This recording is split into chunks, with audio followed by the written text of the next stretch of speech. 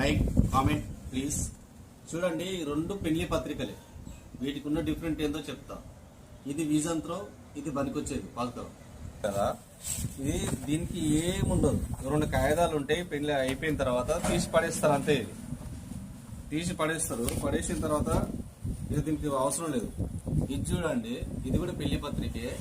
ఏముంది, గాయత్రి రామాయణం ఉంది. అయితే దీన్ని ఏం చేశారంటే తెలివిగా వాళ్ళు ఆర్యవైశ్యులు అంట. చూడండి, వాళ్ళ అబ్బాయి ఒకడే పుత్రుడు. వాళ్ళ అబ్బాయికి కలకాలం గుర్తుండాలని చెప్పేసి ఈ పత్రిక తీసిర్రు. మేరకు తీసిర్రు. ఇది రామాయణం.